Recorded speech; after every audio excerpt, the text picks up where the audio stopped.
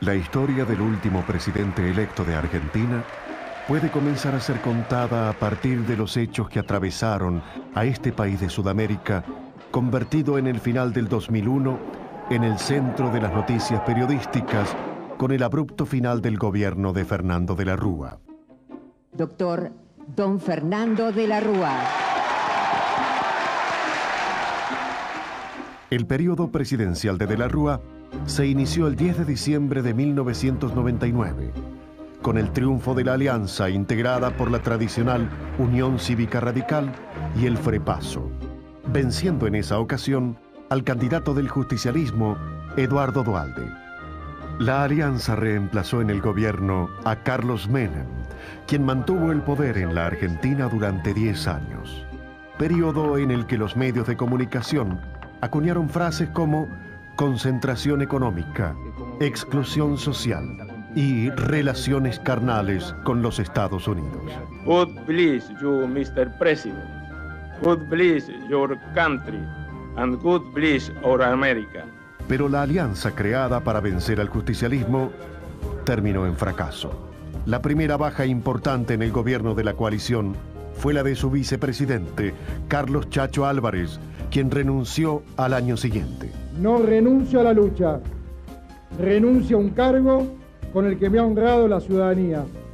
Tras su ida del gobierno, todo el proceso comenzó a acelerarse. La verdad que hay que tener mucho estómago para uno compartir un sistema que la gente sospecha cómo funciona. Sumiendo a la alianza en una profunda crisis. Quiero decirles a los argentinos que lo lamento, pero que aquí no hay crisis.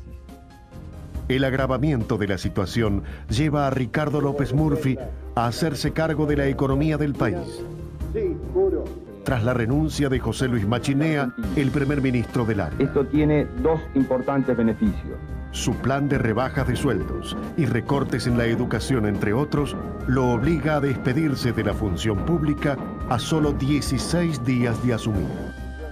Rápidamente se hace cargo Domingo Cavallo, exministro de Relaciones Exteriores y de Economía del pasado gobierno de Carlos Menem. Una de sus primeras medidas impopulares fue el recorte del 13% a los sueldos de los empleados públicos y a los jubilados. Su plan de defender la convertibilidad a toda costa acorta el gobierno de Fernando de la Rúa. Sus 4 años de mandato se redujeron a la mitad. La alianza está unida, el gobierno sigue. La fuga de miles de millones de dólares, amparados por la libre disponibilidad de entrar y salir del país, ponen en rojo las reservas monetarias. Una vez más, los llamados fondos buitres y los capitales golondrina abandonan la economía argentina. El 30 de noviembre de 2001, una medida del ministro Cavallo congela los depósitos de todos los argentinos, permitiéndoles retirar semanalmente hasta 250 pesos. Argentina comienza a paralizarse.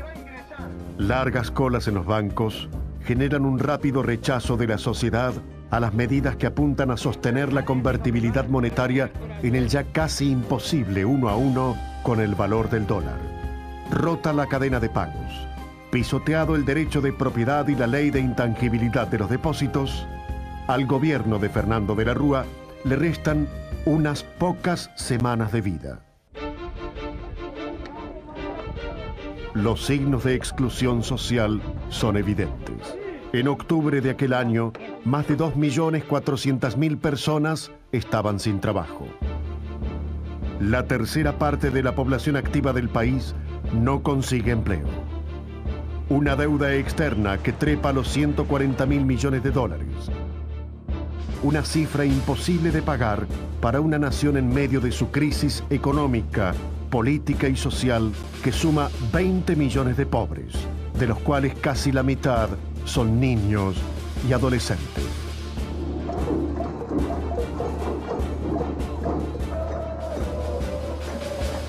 No tarda en hacerse sentir la respuesta de aquellos que ven atrapados en los bancos y en distintas entidades financieras todos sus ahorros. En distintos puntos de Buenos Aires y otras ciudades grupos espontáneos de vecinos, sin banderas políticas ni organización, comienzan a agitar sus cacerolas en señal de protesta. La idea es rápidamente imitada por miles de personas. La crisis llega a su punto crítico.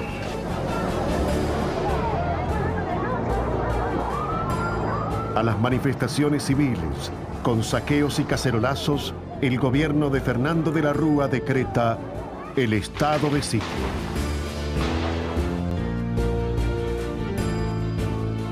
El final se acerca. Se cree que la renuncia de Domingo Cavallo, el 19 de diciembre, y un ofrecimiento a las fuerzas políticas de la oposición de acordar la cogobernabilidad solucionarían las protestas. Pero todo fracasa.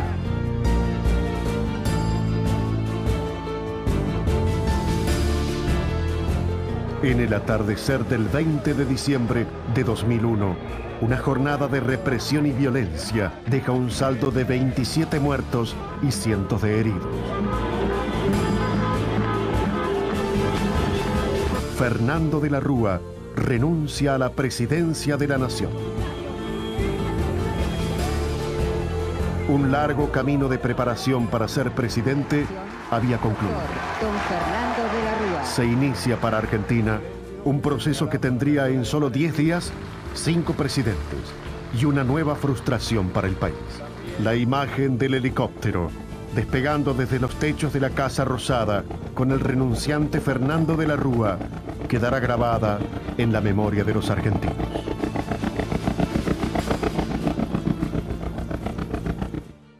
El senador Ramón Puerta, presidente de la Cámara Alta, asume provisionalmente el gobierno por 48 horas.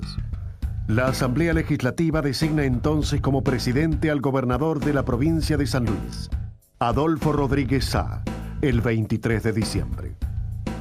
En el mensaje de Asunción anuncia el default, la suspensión de pagos de la deuda externa. En primer lugar, anuncio que el Estado argentino suspenderá el pago de la deuda externa. Su gobierno durará escasos 7 días, presentando su renuncia al cargo. Que presentar mi renuncia indeclinable a la Asamblea Legislativa. Nuevamente asume provisionalmente otro presidente. Es Eduardo Caamaño. Pero este será un año nuevo distinto. Un año nuevo que traerá nuevo presidente. Aquel que fuera derrotado en las últimas elecciones presidenciales. Es el turno de Eduardo Duhalde, quien logrará terminar su mandato convocando a elecciones nacionales. Es decir, el que depositó dólares recibirá dólares. El que depositó pesos recibirá pesos. Su primer ministro de Economía, Jorge Remes Lenikov, anuncia la pesificación monetaria a $1.40 por dólar, abandonando la convertibilidad. La nueva paridad del peso va a ser de 1.40 respecto del dólar. Duhalde le pide a Néstor Kirchner que asuma la tarea de ser jefe de su gabinete. Kirchner declina el pedido al no estar de acuerdo con la implementación de la pesificación asimétrica. Muy pocos creían a esa altura de los acontecimientos las posibilidades del gobernador santacruceño de llegar a la Casa Rosada. Solo un reducido grupo de colaboradores compartían la mística de avanzar hacia la generación de una opción electoral en el país. Pero nada será fácil. Al hambre, el desempleo, la desnutrición infantil, el agotamiento de las instituciones, el descrédito general, la desesperanza, se suma la salida de la convertibilidad. Ya el peso no tendrá el mismo valor que la preciada moneda norteamericana. La ilusión de pertenecer al primer mundo termina. El dólar llega a rozar los 4 pesos. Yo lo que quería decir es apenas que me parece una locura que esté pasando todo esto, que es una estupidez, que parece que nadie se da cuenta. Las recetas económicas del Fondo Monetario Internacional llevaron a Argentina a la quiebra.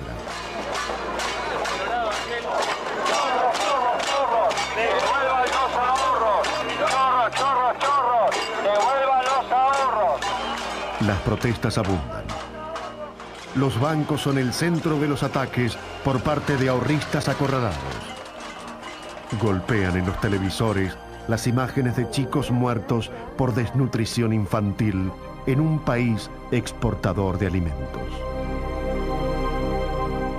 Roberto Lavagna reemplaza a Remeslenikov en economía.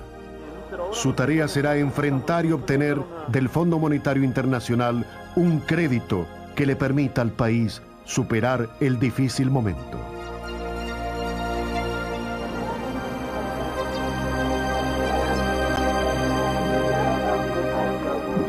Grupos de piquetes cortan rutas y accesos a las ciudades. La represión no tarda en llegar. La muerte de 2 jóvenes piqueteros en Avellaneda, al sur de la capital federal, recrea en la memoria de los argentinos los peores recuerdos de aquel 20 de diciembre. El presidente Duhalde, en un mensaje al país, anuncia la entrega del gobierno el 25 de mayo de 2003, con elecciones el 27 de abril para la primera vuelta electoral y el 18 de mayo para el balotaje. Que dentro de 4 meses, a partir de hoy, los argentinos elijan en internas abiertas y democráticas sus candidatos a presidente y vicepresidente de la República. Y 120 días después, todos decidiremos quién nos conducirá los próximos 4 años. Se acortan los tiempos.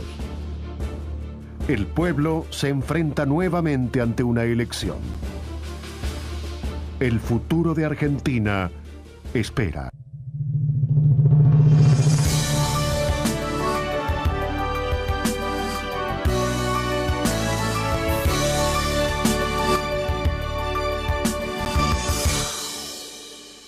Néstor Carlos Kirchner nace en Río Gallegos, capital de la provincia de Santa Cruz, el 25 de febrero de 1950.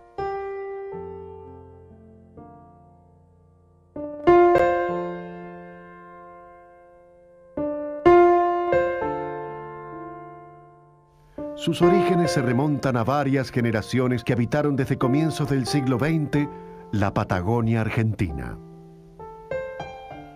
Aquella familia, con orígenes suizo-alemanes croatas, se funde con la nueva tierra que sus mayores eligen para vivir. Una tierra de pioneros y exploradores. Santa Cruz es la segunda provincia en extensión de Argentina, con 245.000 kilómetros cuadrados de extensión y una población de 220.000 personas. Son los primeros años de la década del 70. Como muchos estudiantes del interior de Argentina, su destino universitario lo encuentra en la capital de la provincia de Buenos Aires, la ciudad de La Plata, cursando la carrera de abogacía.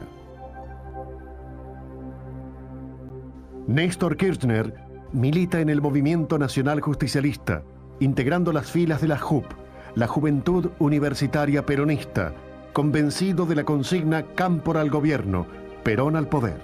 La vuelta al gobierno del peronismo tras 18 años de proscripción convoca a miles de jóvenes en todo el país, tratando de dejar atrás los gobiernos militares que se sucedieron y que retornarán pocos años después.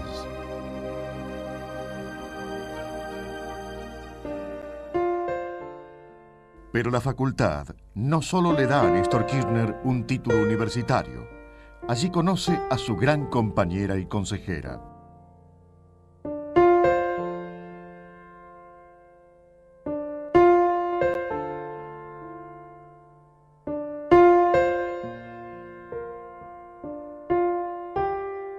Con 25 años recién cumplidos, el 9 de mayo de 1975 contrae matrimonio con Cristina Fernández, colega recibida en la misma casa de estudios 4 años después. Unión de la que nacieron sus hijos Máximo en 1977 y Florencia en 1990. Cristina Fernández de Kirchner también asume la militancia política, acompañando a su marido en la gestión pública, primero como diputada por su provincia y luego como senadora nacional por Santa Cruz. cargo que le dará alta exposición pública por la forma de enfrentar los temas que son de interés para su provincia y la nación. Es el año 1976. Kirchner egresa con el título de abogado de la Universidad Nacional de La Plata. El mismo año que se inicia una de las etapas más oscuras del país, con el derrocamiento por parte de la Junta Militar del gobierno encabezado por María Estela Martínez de Perón, quien había asumido la presidencia tras la muerte del viejo líder el 1 de julio de 1974.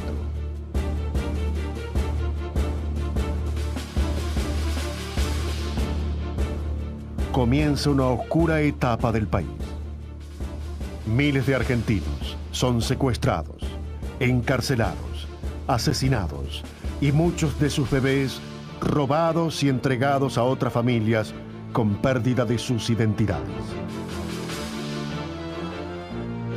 Kirchner regresa a Río Gallegos, donde inicia su carrera como abogado, siendo detenido y sufriendo atentados y persecuciones, mientras en La Plata desaparecen amigos y compañeros de la universidad. Las islas australes que integran por legítimo derecho el patrimonio nacional.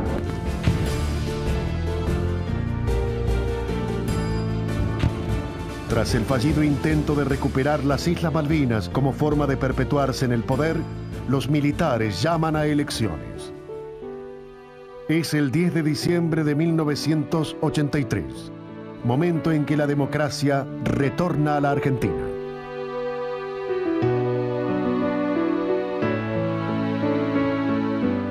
El pueblo elige a Raúl Alfonsín como presidente por 6 años. Período que el gobernante Partido Radical no podrá completar. Saqueos e hiperinflación obligan a la entrega anticipada del poder al vencedor en las elecciones nacionales, Carlos Menem, en julio de 1989. Se inicia en el país un plan neoliberal que detendrá la hiperinflación, llevando al peso a una paridad 1 a 1 con el dólar, generando desempleo y pobreza que agravarán el cuadro social de Argentina, paralizando la industria, la producción de bienes y servicios, abriendo la importación que destruye el trabajo nacional. Por aquellos años, para Néstor Kirchner, la carrera política puede más que su profesión. Ubicado por definición en la centroizquierda del arco político, formaliza la militancia partidaria, cerrando su estudio de abogado en Río Gallegos, uno de los más importantes de la provincia, abandonando de esa manera la actividad privada. Con un grupo de amigos y militantes justicialistas, funda el Ateneo Teniente General Juan Domingo Perón, donde inicia la construcción de un espacio de poder dentro del justicialismo.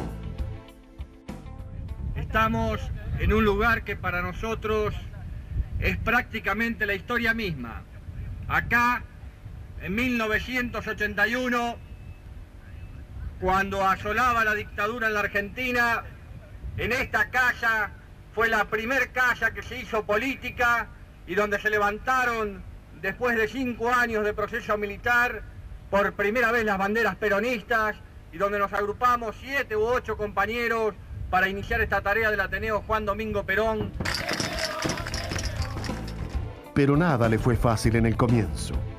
Muchos recuerdan aún cuando en la lucha interna partidaria era derrotado y a la semana siguiente, con aquel grupo inicial de amigos, volvía para acomodar las sillas del local, sede del Ateneo, comenzando nuevamente con la prédica política.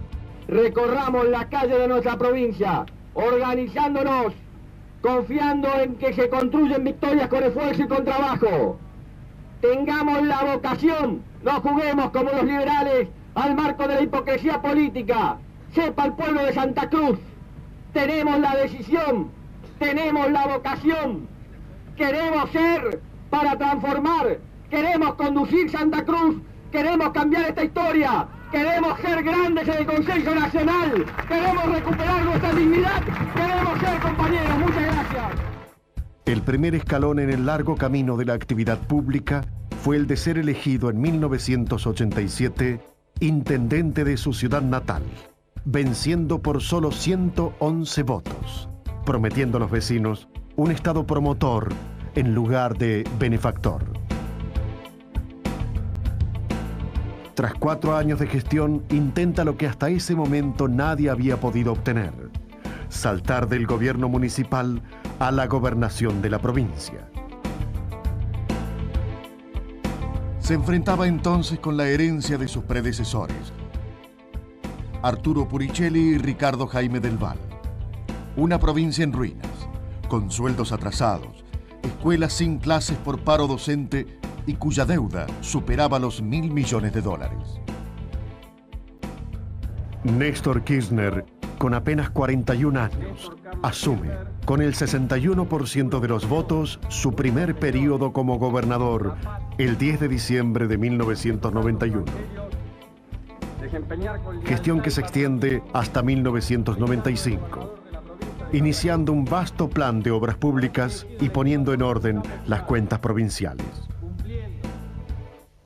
Es en este periodo donde afloran profundas diferencias con el gobierno central de Carlos Menem, por el arbitraje de la zona del Lago del Desierto y el acuerdo poligonal con Chile por los hielos continentales.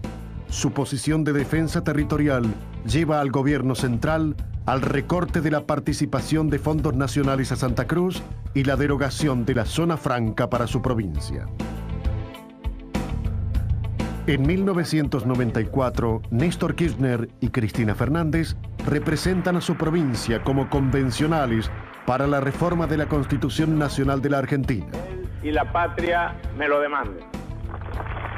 Jurando la nueva norma en la ciudad de Santa Fe. Néstor Kirchner es el primer gobernador reelecto de su provincia. Su segundo periodo al frente del Poder Ejecutivo, hasta 1999, lo encuentra con el apoyo de sus comprovincianos con más del 66% de los votos. Son los años en los que se funda la corriente peronista, una línea interna del justicialismo, predecesora de la que presentará algunos años más tarde. Un espacio de debate y pensamiento político federal al que adhieren argentinos de distintos puntos del país, convencidos en que la política es la herramienta capaz de construir un país diferente. El plan de obras públicas continúa a lo largo de todo su mandato, prevaleciendo la construcción de caminos, hospitales de última tecnología en cada uno de los pueblos y en zonas rurales de la provincia. Viviendas para los habitantes levantadas con planes que permiten su concreción a través de cooperativas creadas para ese fin. El plan lleva a Santa Cruz a ser la provincia con menor índice de desocupados del país, construyendo la menor brecha entre ricos y pobres de toda la Argentina. La idea de igualdad se acerca a sus ideales. Los docentes provinciales perciben los mejores salarios del sector de todo el país. Los jubilados vuelven a recibir el 82% móvil de sus haberes en tiempo y forma, cobrando sus sueldos en fechas fijas, mientras que el personal activo recibe su sueldo el último día hábil de cada mes. Situaciones utópicas en un país en crisis. Una consulta popular previa a la reforma de la Constitución provincial lo habilita para presentarse una vez más como gobernador de la provincia con el apoyo del 52% de los votos, ejerciendo su tercer mandato hasta el año 2003.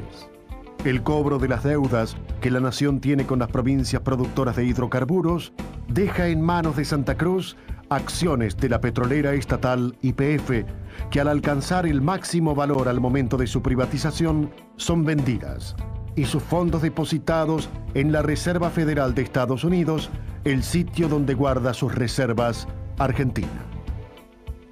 Luego, con el inminente default que se produciría en el país, y ante la incertidumbre que generaba el cese de pagos de la deuda externa, los $530 millones son transferidos a 2 entidades de la Unión de Bancos Suizos, monto que le permite a los santacruceños tener asegurado al menos 3 periodos anuales de su presupuesto.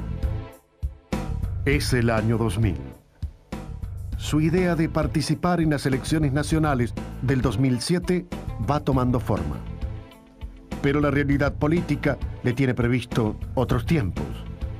Su obra de gobierno, su trabajo ordenado en la administración pública provincial, su transparencia, el resguardo de los fondos públicos, la defensa territorial del país, lo llevan a proyectar sus objetivos al resto de los argentinos. El puntapié inicial se ubica en la época de la inauguración del nuevo aeropuerto de El Calafate, la puerta de entrada a los inmensos glaciares que conforman el Parque Nacional ubicado en Santa Cruz.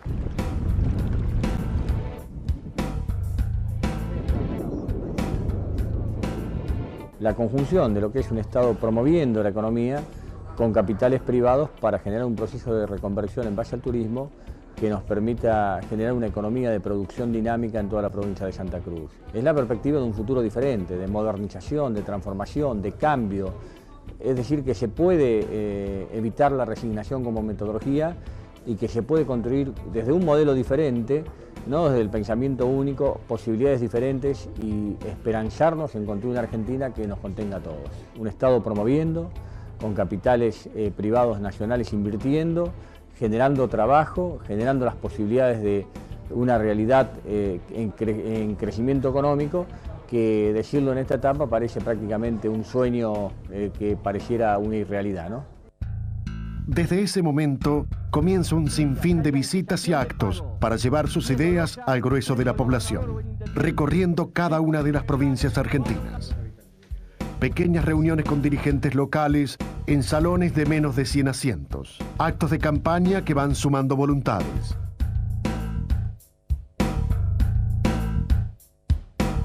Su desembarco en Buenos Aires es apoyado no solo por peronistas, sino también por integrantes de otras fuerzas políticas. Y vamos a ayudar a construir la nueva Argentina, que no les quepa ninguna duda. El gobierno de Eduardo Duhalde no hace pie en la elección del candidato a presidente que represente sus ideas. José Manuel de la Sota, gobernador de Córdoba, no sube en las encuestas. Finalmente se baja de la candidatura, privilegiando su reelección como gobernador. Carlos Reutemann, gobernador de la provincia de Santa Fe, no termina de decidirse, debiendo responder a las preguntas de la prensa más de 100 veces no a su candidatura a presidente. Mientras tanto, Néstor Kirchner avanza en la campaña electoral con un proyecto claro que lo posiciona cada vez mejor en las encuestas. Futuro presidente de los argentinos.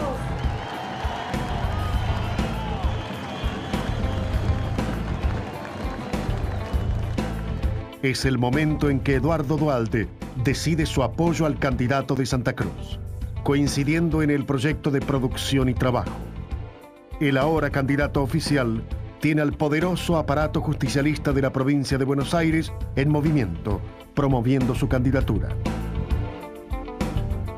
El lugar elegido para la presentación en sociedad es la Quinta 17 de octubre, en la localidad de San Vicente, en la provincia de Buenos Aires. La mítica casona que albergara los tiempos de descanso de Juan Domingo Perón y Eva Perón.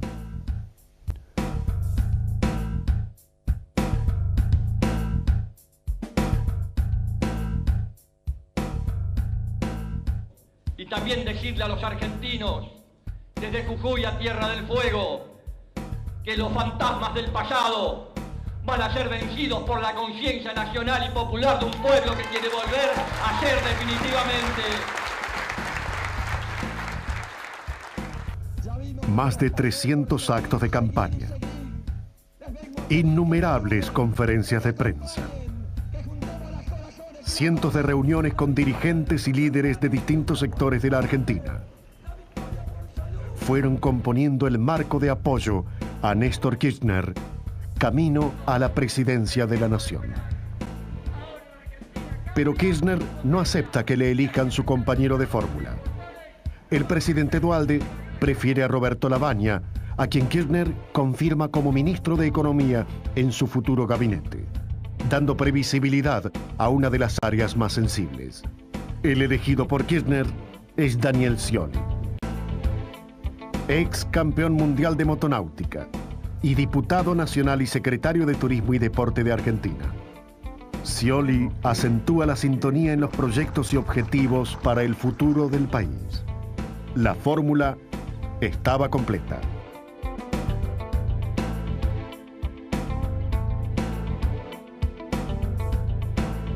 Una intensa campaña obliga a desdoblar la tarea para estar presentes en más lugares y ante más personas al mismo tiempo. Solo la etapa final de la campaña contabiliza más de 50.000 kilómetros recorridos desde la pobreza extrema en el Chaco hasta los canales fueguinos de la Patagonia. De esa campaña también participa activamente la senadora Cristina Fernández, esposa de Néstor Kirchner, quien también, a lo largo y ancho del país, llevó su voz y opinión, aún a riesgo de ser atacada ferozmente por sus convicciones.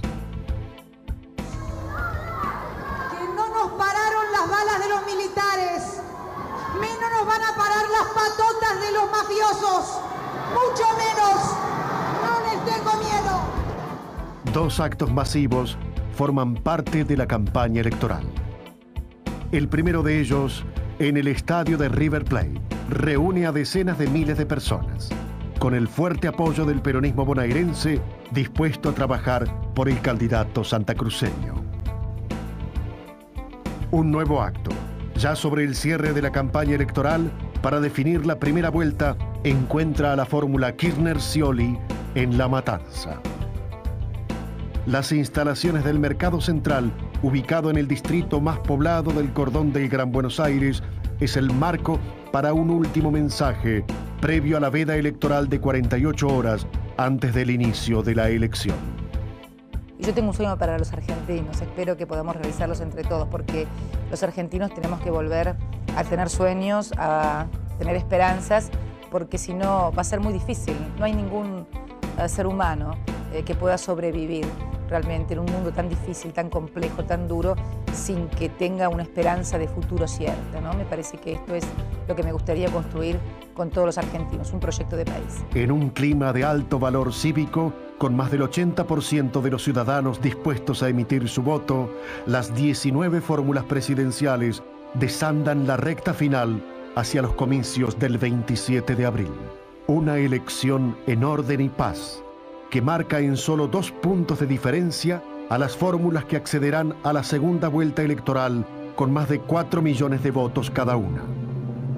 Carlos Menem, Juan Carlos Romero, por el Frente por la Lealtad. Y Néstor Kirchner, Daniel Scioli, por el Frente para la Victoria.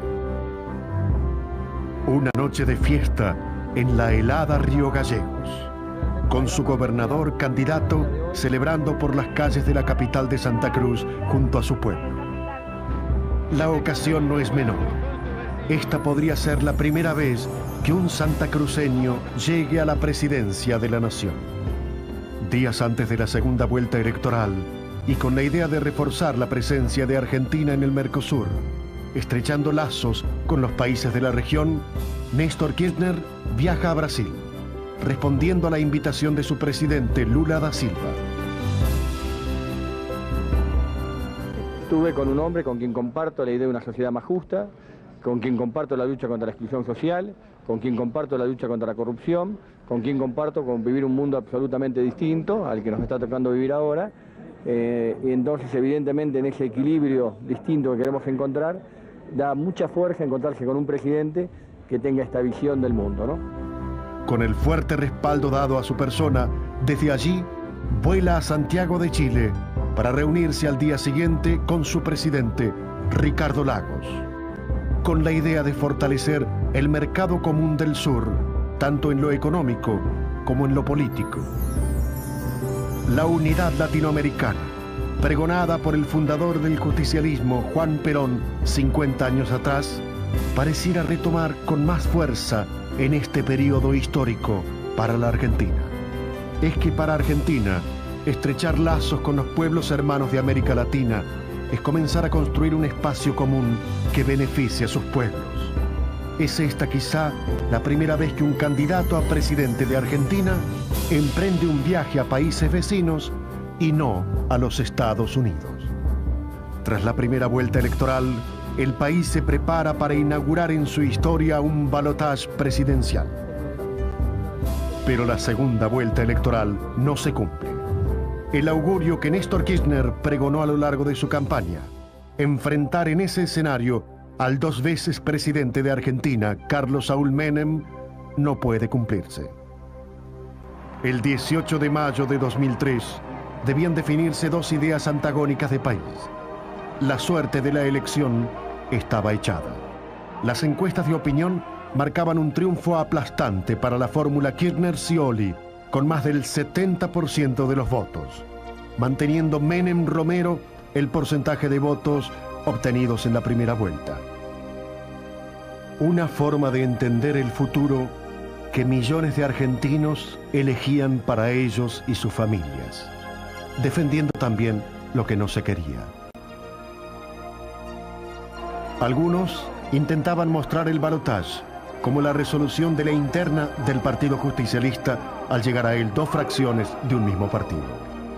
Para muchos otros, el modelo neoliberal de país propuesto por Carlos Menem significaba volver a las recetas conocidas durante 10 años de economía popular de mercado, que llevaron a Argentina a límites de pobreza, deuda y desocupación, exilio e inseguridad nunca antes conocidos, en un proceso que el gobierno de la Alianza no pudo modificar, generando el peor de los finales aquel 20 de diciembre de 2001. A ese modelo de país se contrapuso la fórmula encabezada por Néstor Kirchner y Daniel Scioli. Un proyecto neo-keynesiano, donde el Estado pone al servicio del hombre su estructura para el desarrollo de la nación, generando obras públicas e infraestructura que tienden a mejorar la vida de los habitantes. Más escuelas, viviendas, hospitales, rutas y caminos. Un Estado presente, activo y promotor, con trabajo y producción para la población que es así dignificada por su propio esfuerzo. Durante 2 días, una ola de rumores invade al país. La posibilidad de abandonar el balotaje por parte de Carlos Menem desata una crisis.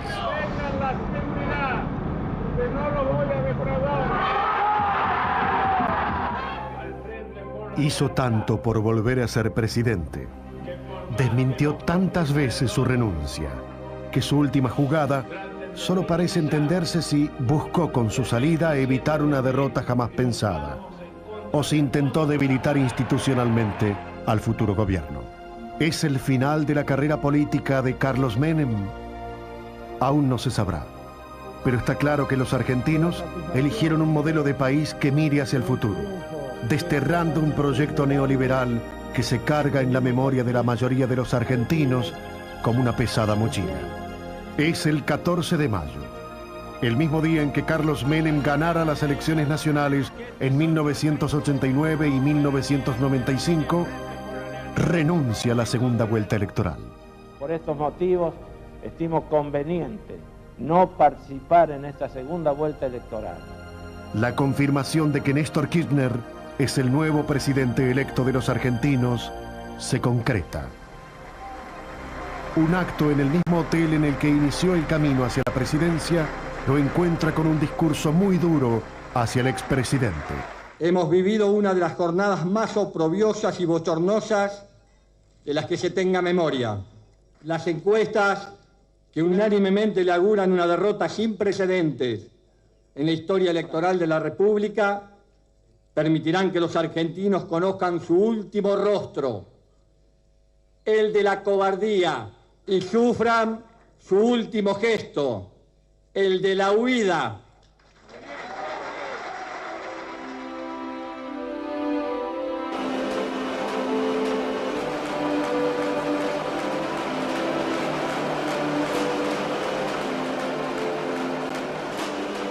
Su vuelta a Santa Cruz genera una extensa caravana hasta la Casa de Gobierno provincial. Con casi 10 grados bajo cero de sensación térmica, el pueblo de Río Gallegos celebra la llegada del primer patagónico a la presidencia de la nación. Un aire fresco del sur llega a la Casa de Gobierno. 5 días antes de la asunción, Néstor Kirchner renuncia a su cargo de gobernador de la provincia de Santa Cruz. Atrás comienzan a quedar los 11 años de gobierno provincial del ahora presidente de la Nación. Un emotivo acto ante 10.000 personas despide en Río Gallegos al gobernador y su esposa. Muy emocionado porque son muchos años de trabajo, muchos años de compartir ilusiones. Después de poder despedirme de mi pueblo, después de 11 años y medio de gobernador así, no hay mayor premio en la vida. La emoción y la alegría se entremezclan en los presentes. ¡Viva Santa Cruz! ¡Viva la patria!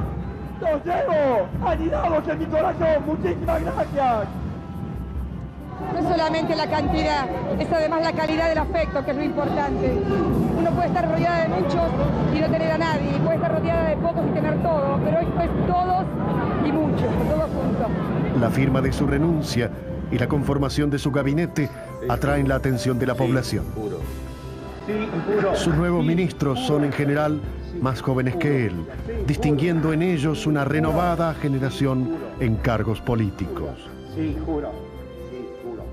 Sí, juro. Solo a 48 horas de cumplida la primera vuelta electoral, mientras los ecos del resultado estaban frescos, una terrible inundación asoló la capital de Santa Fe. Una vez más, la solidaridad de los argentinos no se hace esperar. Cientos de miles de personas envían todos los elementos posibles para aquellos que lo perdieron todo. Muchas veces, la historia de Argentina registró la solidaridad de este pueblo, dejando de lado divisiones políticas y sociales.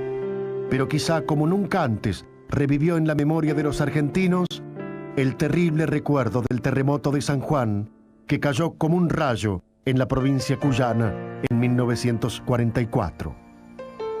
Como aquel, quizá sea también un recuerdo cuya premonición auguria a los argentinos otros momentos de felicidad, nuevos momentos que acompañen el futuro de una nación que busca su destino.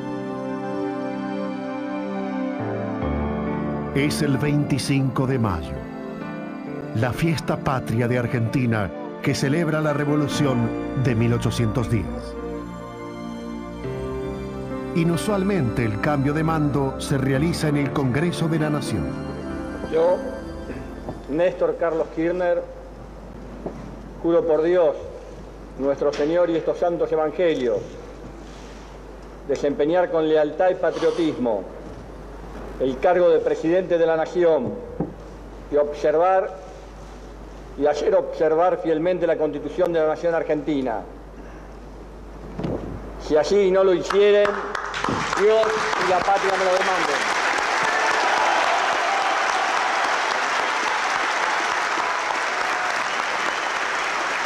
El presidente interino Eduardo Duhalde cumple con su palabra, entregando al presidente electo Néstor Kirchner la banda presidencial. Queda ahora completar el mandato inconcluso de Fernando de la Rúa y gobernar por 4 años.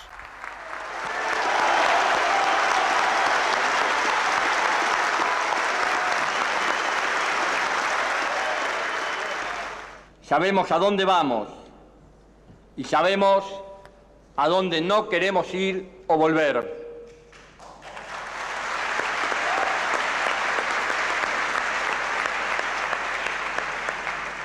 Vengo a proponerles un sueño.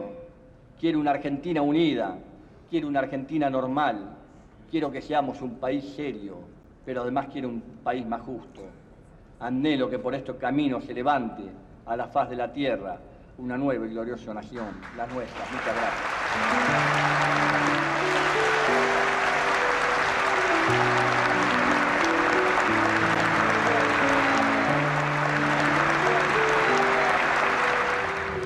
La esperanza de un pueblo es la base de una sociedad que espera justicia, igualdad, dignidad. Muchos piensan que si le va bien al nuevo presidente en su gestión, les irá bien a todos. Esa esperanza nacida del crisol de razas que conforman la sociedad argentina amalgama el tejido social de una nación en la que todos sus habitantes se reconocen en el derecho de un futuro mejor. ¿Será Néstor Kirchner quien lleve a Argentina, este país de América del Sur, hacia un destino de grandeza? Toda su energía está puesta en ello. Le quiero decir qué es lo que sentimos que somos. Hombres comunes con responsabilidades muy importantes. Esperemos estar a la altura de la historia del tiempo. Muchísimas gracias. Gracias por estar. El país y el mundo miran esta nueva oportunidad.